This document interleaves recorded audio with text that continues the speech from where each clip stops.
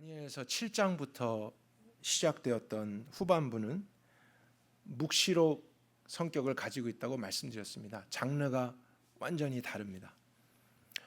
마지막 12장까지 등장인물은 등장하지 않고 다니엘 혼자만 은밀한 중에 하나님께 계시를 받고 또 그것을 해석했던 내용이 기록된 부분이죠.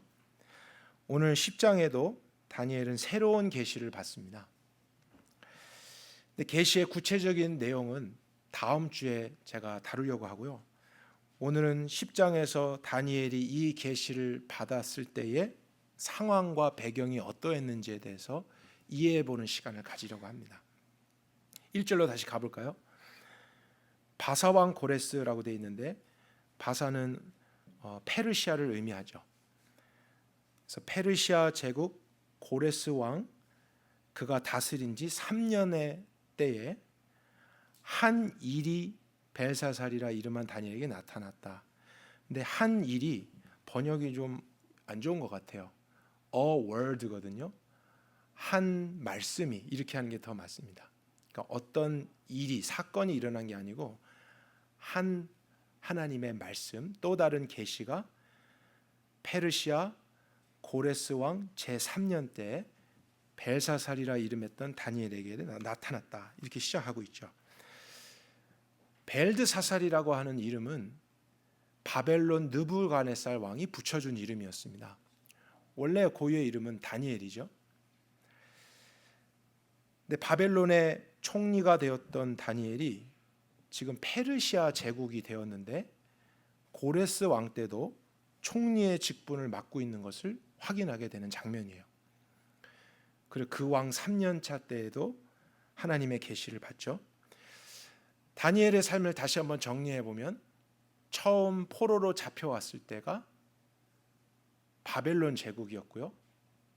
그 다음에 메데 제국으로 바뀝니다.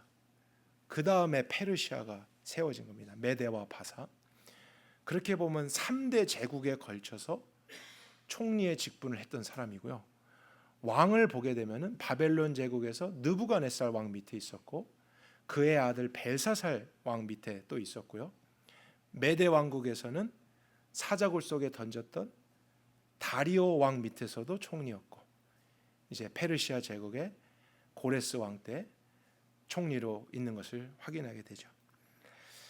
그래서 바벨론 느부갓네살부터 페르시아 고레스에 이르기까지의 기간을 계산해 보면 역사적으로 한 65년이 됩니다. 그러면 처음 포로로 끌려왔을 당시 바벨론에 포로되었을 당시 소년이라는 표현을 썼기 때문에 10대인 것으로 추정이 돼요. 많아야 17, 18 이렇게 됐을 것 같은데 그때부터 총리를 해서 페르시아 고레스 왕 65년 지난 후까지도 총리를 했다면 그는 지금의 나이가 10장에서 17, 18 플러스 65 이 정도 되겠죠. 82살, 83살 정도 되는 나이입니다. 그러니까 우리가 10장을 보면서 젊은 다니엘을 생각하면 안 되고요. 노년기에 있는 할아버지 다니엘을 떠올려야 돼요. 계속 의도해야 됩니다. 그의 인생의 말년에 그 마지막 스테이지에서 일어나는 사건들이 기록되고 있는 것이에요. 일반적으로 같은 나라 안에서도 정당이 바뀌면 보직을 맡았던 사람들도 다 교체되기 마련이잖아요. 그런데 제국이 3번이나 바뀌었다고요. 그리고 통치자가 4명이나 바뀌었어요. 그런데도 국무총리는 한 사람만이 했다. 이거는 전무후무한 일입니다. 역사 속에 찾아볼 수 없는 일이에요. 그가 굉장한 신임을 받았다는 거죠. 아마 오늘날 사람들이 있었다면 저 사람을 연구해야겠다, 리더십이 어떤가, 책 써야겠다, 자서전 써야겠다 이랬을 법한 사건이라는 것입니다. 그래서 많은 사람들은 이 부분에서 다니엘의 축복을 이야기합니다. 다니엘이 우상 숭배하지 않고 하나님께 열심히 기도했더니 이러한 복을 받았다 이야기를 하죠.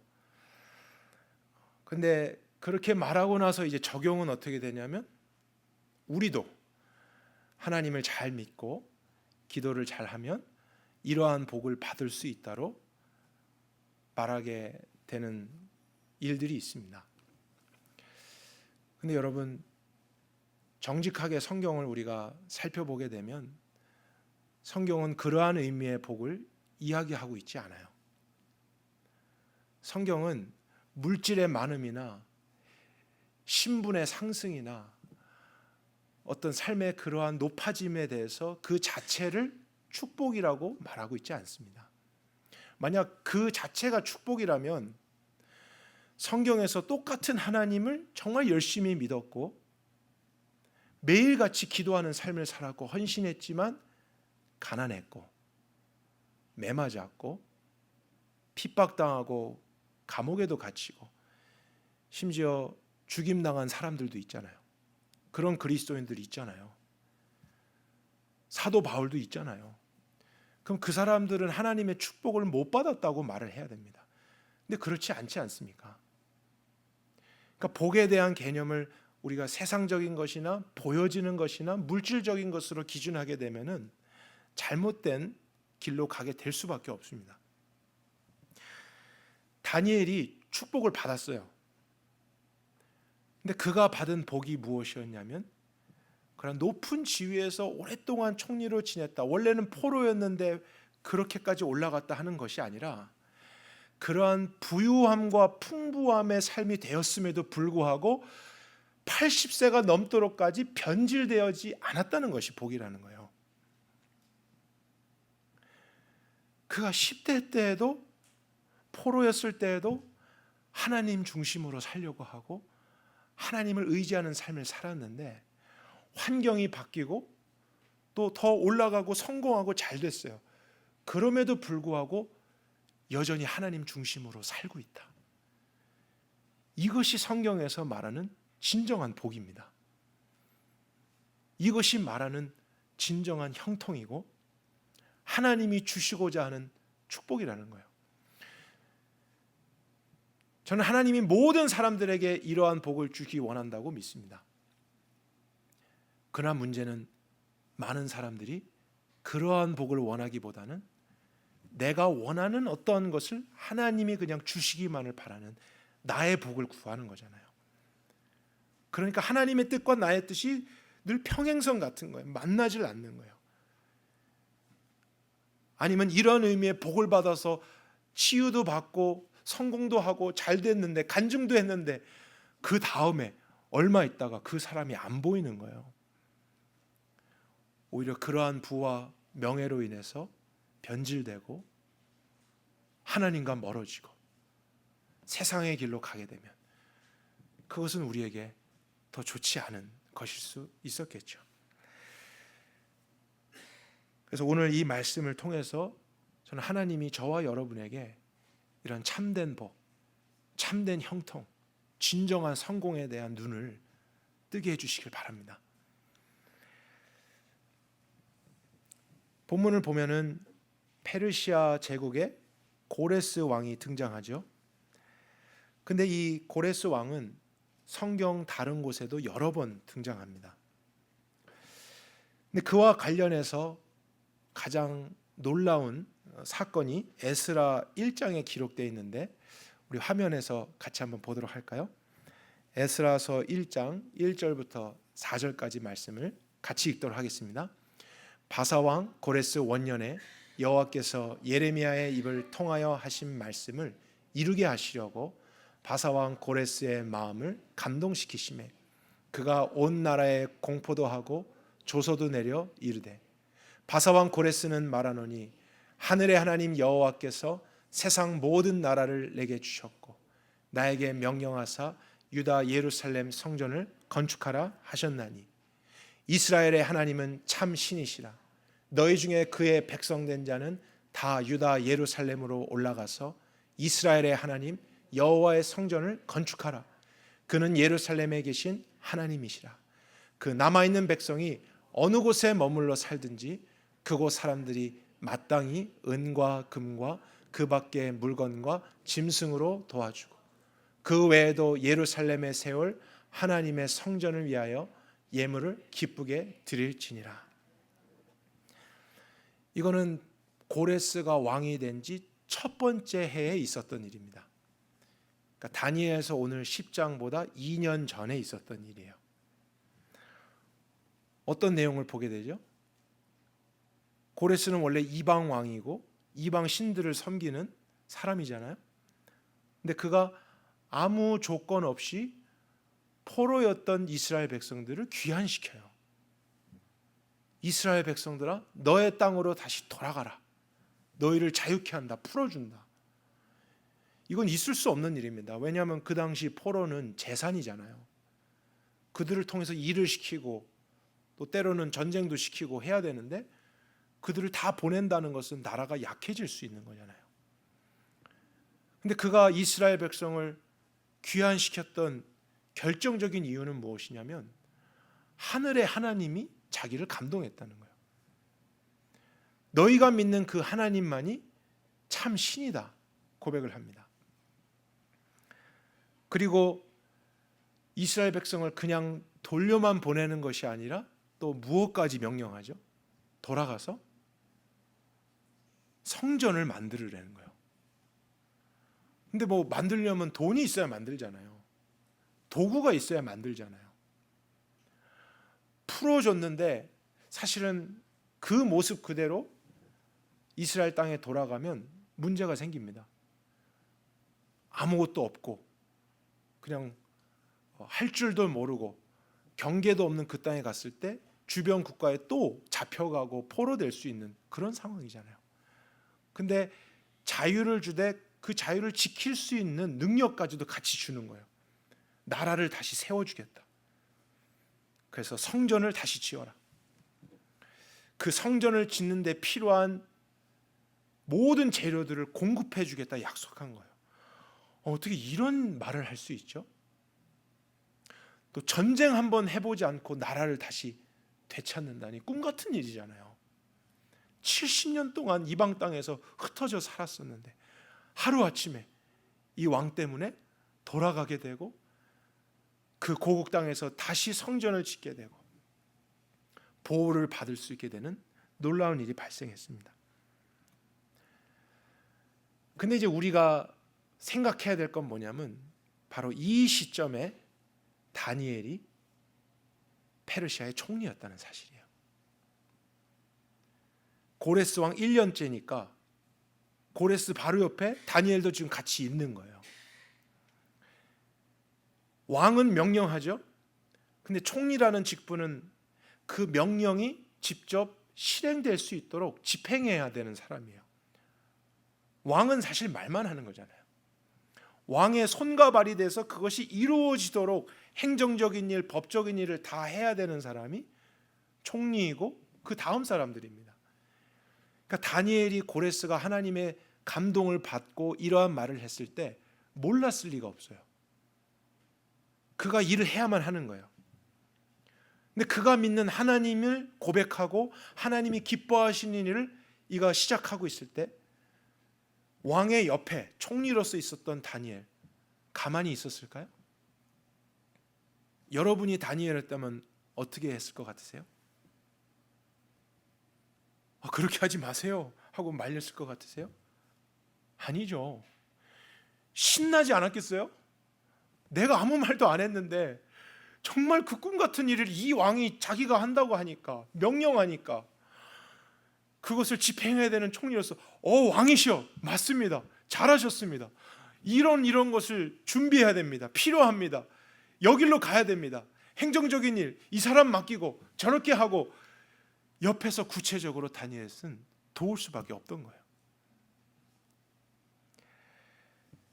자신이 가진 지위를 사용해서 이스라엘이라는 나라가 다시 회복되도록 돕는 일에 쓰임을 받은 거예요.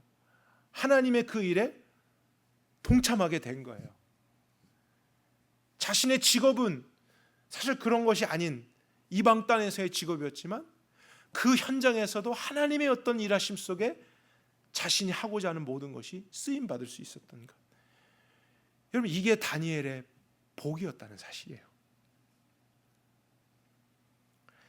그래서 우리가 잘 알듯이 느헤미야는 예루살렘의 성벽을 건축하기 시작했잖아요. 그리고 에스라가 성전을 건축하게 되고 이스라엘이 다시 회복됩니다. 고레스 왕의 이러한 일이 없었다면 불가능한 일이에요. 그러나 그 옆에서 다니엘이 돕고 함께 했기 때문에 이러한 일이 또 구체적으로 이루어질 수 있었다는 상황을 저희가 이해하게 됩니다. 총리가 되었고 많은 부와 명예를 얻게 되었고 평안한 삶을 살았다. 그런데 그 이후에 하나님과 무관한 삶을 살고 너무 일에 바쁘고 기도도 안 하고 세상의 만족에 빨아서 살았다면 다니엘이 포로였다가 총리가 된 거, 그게 뭐가 좋은 거예요? 그게 뭐가 성공이에요? 그건 세상 사람들이 말하는 거잖아요. 우리 그리스도인들이 성경적 관점을 볼 때 그게 많아졌다고, 높아졌다고, 오랫동안 총리했다고, 그 자체가 축복일 수는 없는 거예요. 그래서 어떤 사람들은 또 반대로 이야기하지 않습니까? 그리스도인들은 부를 가지면 안 된다. 가난해야 된다. 편안하면 안 된다. 고난 속에 있어야 된다. 또 반대쪽 극단을 주장하는 사람들도 있어요. 왜냐하면 봐라, 부를 갖고 또 높아지고 성공했더니 타락하지 않냐, 변질되지 않냐. 그것은 악한 거다, 세상이다. 그래서 참된 경건, 그리스도인들은 그런 걸 다 버리는 거예요. 가난한 것이 경건이고 불편하고 어려움 속에 사는 것이 하나님의 뜻이라고 믿는 또 다른 부류의 사람들도 있습니다. 근데 왜 자꾸 극단으로 가죠? 여러분, 성경은 정말로 금욕주의, 쾌락주의 이런 철학을 가르치는 것입니까? 지금 스토아 학파냐, 에피크로스 학파냐, 뭐 이런 이야기를 하는 게 아니잖아요. 저는 그래서 다니엘의 인생을 통해서 우리가 하나님의 뜻을 배우는 게 참 중요하다고 생각이 듭니다. 빌립보서 4장에 내가 궁핍함으로 말하는 것이 아니라 어떠한 형편에든지 나는 자족하기를 배웠노라. 내가 비천에 처할 줄도 알고 풍부에 처할 줄도 알아서 모든 일, 그 모든 일은 우리가 경험하는 정말 모든 상황을 의미하죠. 배고픔과 배부름과 풍부함이든 궁핍이든 높아졌든 낮아졌든 일체의 비결을 배웠노라. 성경은 이것이 신앙이고 하나님의 뜻이라고 가르치고 있습니다. 인생의 비결을 아는 자들이래요. 그리고 그 핵심을 이제 한 문장으로 표현했잖아요. 내게 능력 주시는 자 안에서. 근데 그 자 안에서가 다시 보게 되면 문맥 속에 주님 안에서예요. In the Lord예요. 그는 내가 가난해도 주님이시고 부유해도 주님이시라는 거예요. 내가 낮은 신분에 있어도 나의 주님이시고 높은 신분을 가졌어도 그분이 주님이시라는 거예요. 내가 포로의 신분에 이방 땅에 있어도 나의 주님이고 이스라엘로 돌아오게 귀환해도 그분은 나의 주님인 거예요. In the Lord, 내게 능력을 주시는 주님 안에서 나는 모든 것을 할 수 있느니라. 아멘이십니까? 저와 여러분이 정말 이 비결을 더 배워갈 수 있길 바랍니다. 사실 이게 당연한 겁니다. 그럼 우리도 세상 속에 살면서 자꾸 영향을 받는 거예요. 저 사람 봐, 하나님 복 받았어. 저 사람 봐, 하나님 복을 안 주셔. 우리가 판단하고자 하는 개념이 자꾸 눈에 보이는 거예요. 물질적인 거예요. 환경이라고요. 그러나 그리스도인들은 궁핍할 때나 풍부할 때나 또 학위가 있든지 없든지 어떠한 형편에 처하든지 In the Lord의 가치관으로 살아가는 삶을 의미하는 것이죠. 그래서 주님은 바울의 고백이에요. 내가 감옥에 있어요. 근데 그 감옥에 있었던 이유가 내가 죄를 지었기 때문이 아니에요. 죄를 지어서 감옥 갔다면 회개해야죠. 고백해야죠. 근데 정말 주님의 뜻에 순종하다 갇혔다니까요. 그러면 우리가 갖는 자신감, in the Lord.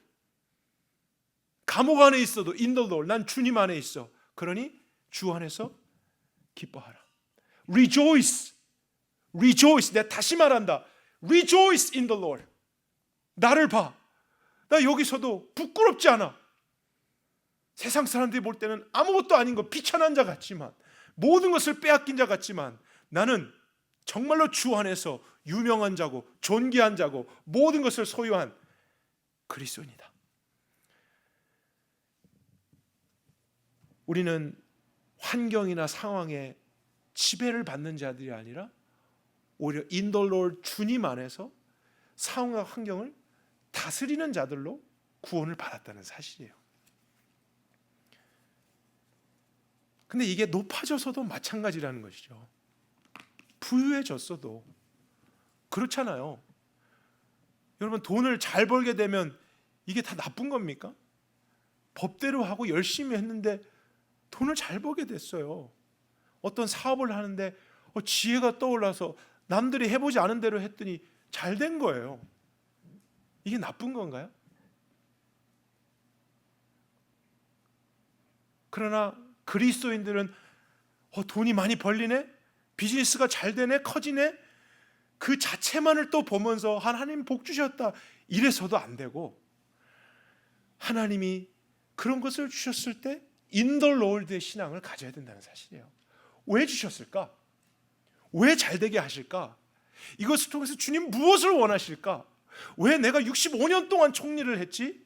왜 이렇게 많은 왕들이 나를 신임하지?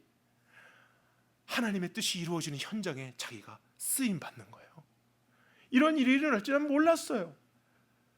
그러나 그는 한결같이 변질되지 않고 오늘도 in the Lord, 하나님의 나라를 추구하고 기도하면서 그 삶을 살았을 때 진정한 의미의 복, 부유함과 풍요로움 속에도 부패하지 않고 죄의 종로로 타지 않고 세상이 되지 않고 오히려 영광스러운 새 이스라엘을 다시 세우는 하나님의 도구가 되었던 것입니다.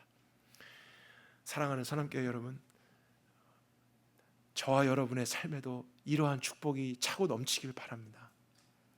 어떠한 상황과 환경이 이루어지든지 우리가 상황을 탓하지 말고 또 다른 사람과 비교하지 말고 오늘 나에게 주신 이 상황과 이 모습 속에서 하나님이 주님이십니다.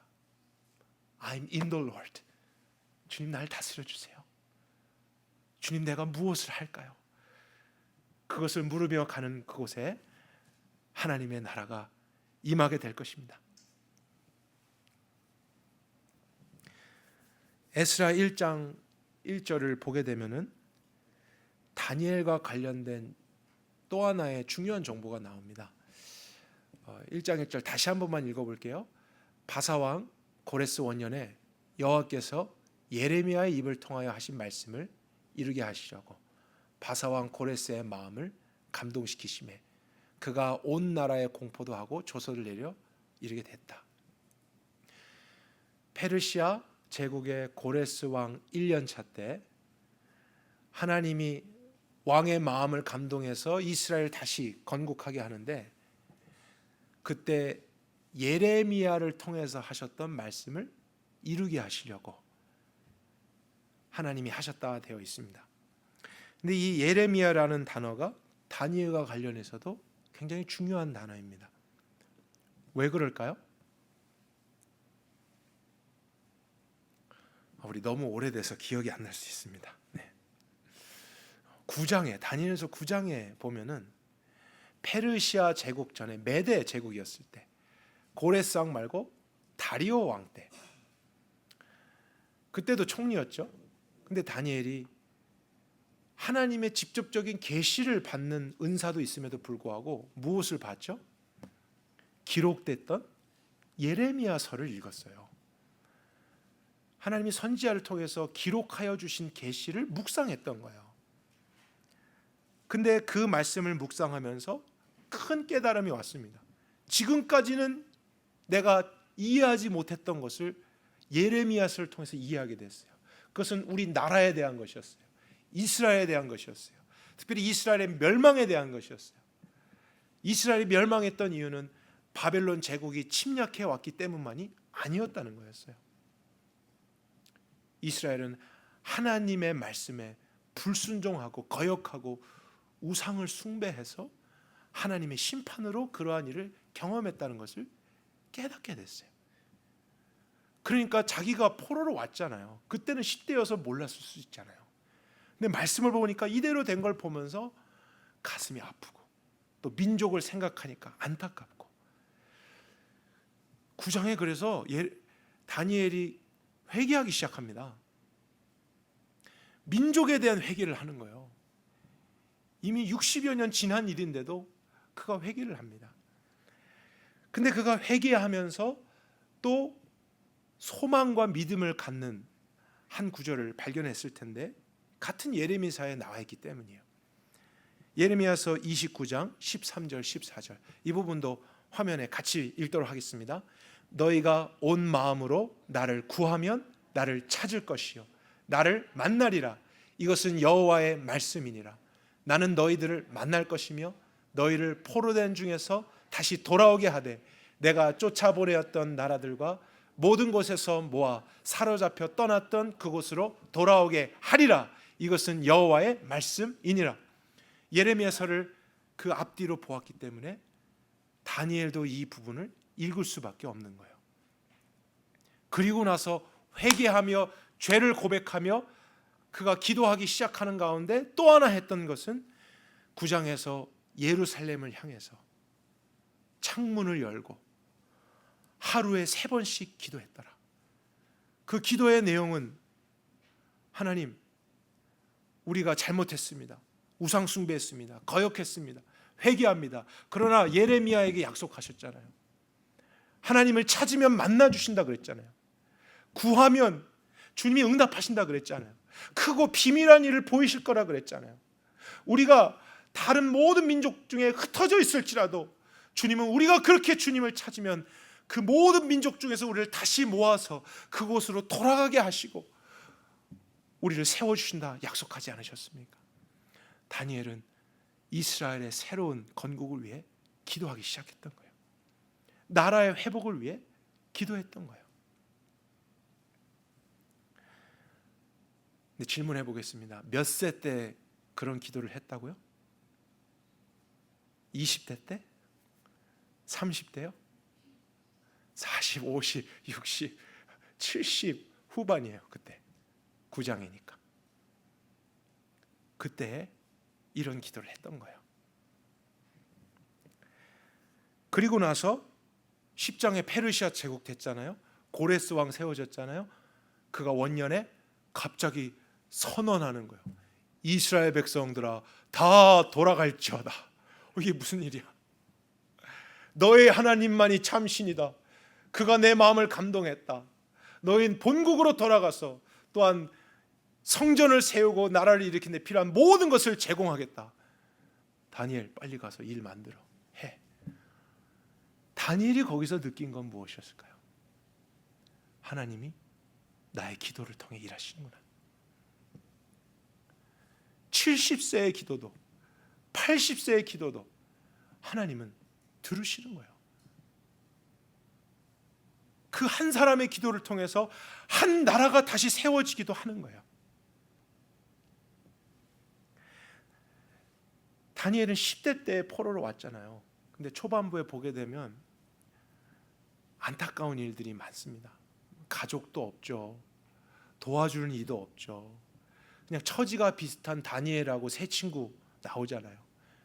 그러니까 서로 의지할 곳도 없고 어떤 문제 생기면 이제 같이 기도해요. 그리고 다니엘이 생명의 위협을 느꼈을 때 또 하나님께 간구하고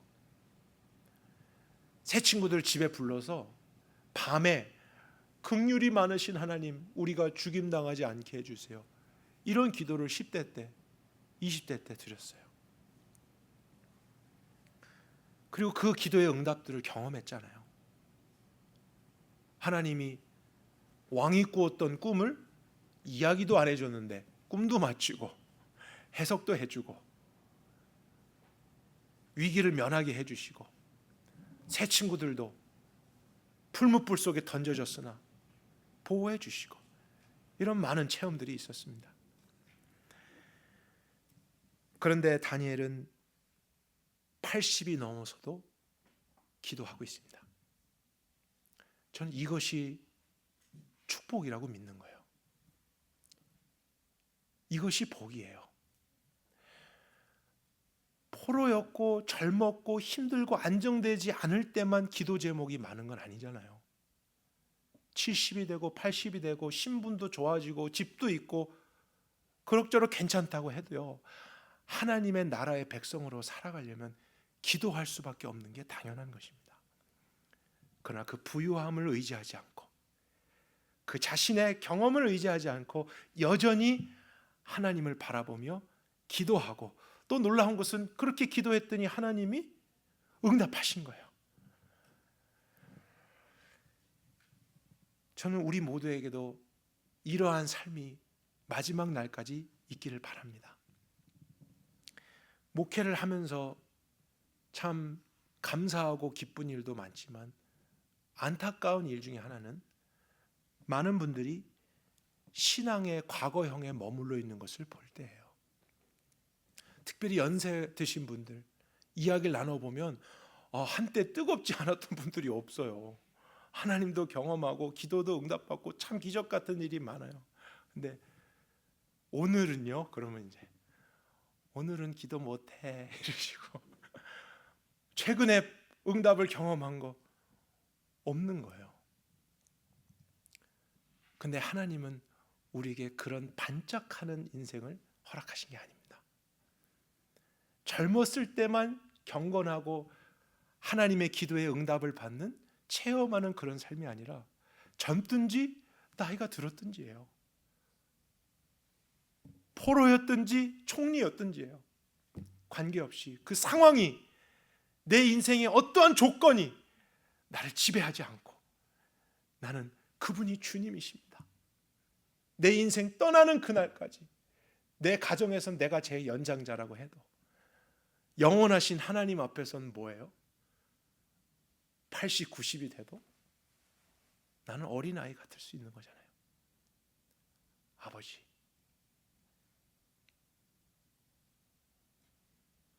오늘 나를 인도해 주세요.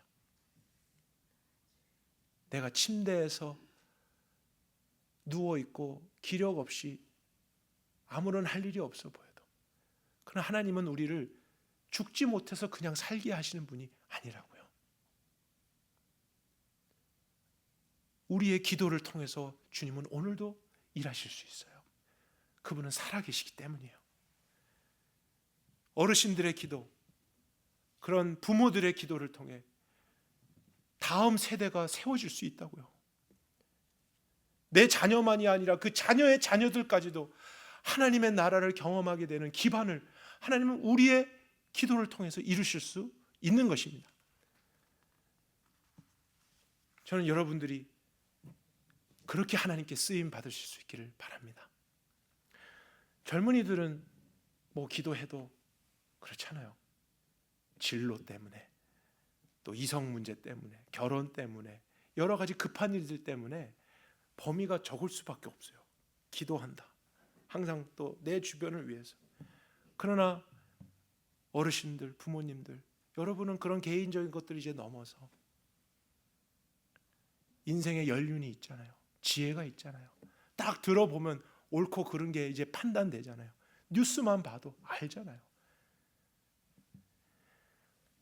저는 여러분들이 사회와 나라를 위해서 기도하실 수 있다고 믿습니다. 바르게 기도하실 수 있다고 믿어요.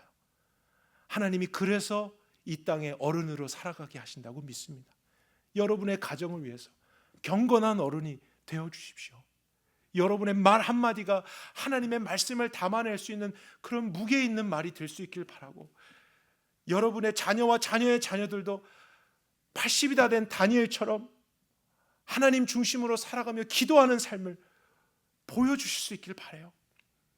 그래서 다음 세대들이 그런 모습을 보며 보이지 않는 하나님을 알게 되고, 또 여러분의 그 기도를 통해서 이 땅에도 또 저희 교회에도 새로운 세대들이 하나님의 나라를 경험하게 될 것입니다. 말씀을 마무리합니다. 만약 다니엘서가 자서전이었다면 3개 제국과 4명의 왕 밑에서 총리를 살았던 다니엘, 이제 그가 어떻게 은퇴했을까? 어떻게 죽었을까? 장례식이 얼마나 화려했을까? 이게 기록됐을 거예요, 자서전이었다면. 근데 성경은요, 다니엘의 그런 부분에 대해서 기록하지 않습니다. 왜 그러냐면 하나님의 관심은 살든지 죽든지 젊든지 나이가 들었든지 하나님의 뜻을 이뤘다는 것이 중요하기 때문이에요. 그 사람의 인생이 중요한 게 아니고 하나님이 그를 통해서 하신 일이 중요한 거잖아요. 우리가 마지막 호흡을 다하는 그날까지 상황은 변할지라도 우리의 믿음이 변치 않아서 하나님의 뜻을 끝까지 이룰 수 있는, 그분 앞에 끊임없이 기도할 수 있는 신실한 백성들이 다 될 수 있길 바랍니다. 살아계신 주님, 오늘 다니엘의 인생을 통해서 우리는 다시 한번 삶의 비결을 배워갑니다. 더 많은 지식과 경험과 또 이 세대의 문화를 배워가는 것이 인생의 비결이 아니라 오직 한 가지 비결, 내게 능력을 주시는 주님 안에서 In the Lord 나는 무엇이든지 할 수 있습니다. 이 진리가 오늘 말씀을 들은 모든 자들의 마음에 새겨지게 해주십시오. 그들의 형편이 어떠하든지 궁핍하든지 또 풍부하든지 높아졌든지 낮아졌든지 평안하든지 문제 속에 있든지 그 상황과 환경에 지배받지 않게 하여 주시고, 그 상황과 환경만이 바뀌기를 기다리고 있지 않게 하여 주시고, 주님의 권위 안에서 그 모든 것을 다스리며 In the Lord, 그래서 나는 기뻐합니다. 그리고 나는 주님이 왜 이런 복을 주셨는지를 순종하며 베풀고 섬기길 원합니다. 이런 모습으로 우리 인생 마지막까지 경주를 달려갈 수 있기를 바랍니다. 특별히 이곳에 있는 어르신들 또 부모 세대들 주님이 축복해 주십시오. 하나님, 그들의 삶이 정말 하나님의 손에 붙들려서 계속해서 하나님 중심으로 그분의 뜻을 이루며 기도하는 인생들이 되게 해 주십시오. 또 그들을 통해서 새로운 세대들이 세워져 가게 해 주십시오. 새 이스라엘, 새로운 하나님의 나라가 그들의 신실한 기도를 통해서 하나님의 의에 이 교회와 공동체와 우리 가정 가운데, 이 사회 가운데 세워지기를 간절히 원합니다. 동일하신 하나님, 오늘도 그 구원을 우리를 통해 이루실 것을 신뢰하며 예수 그리스도의 이름으로 간절히 기도했습니다.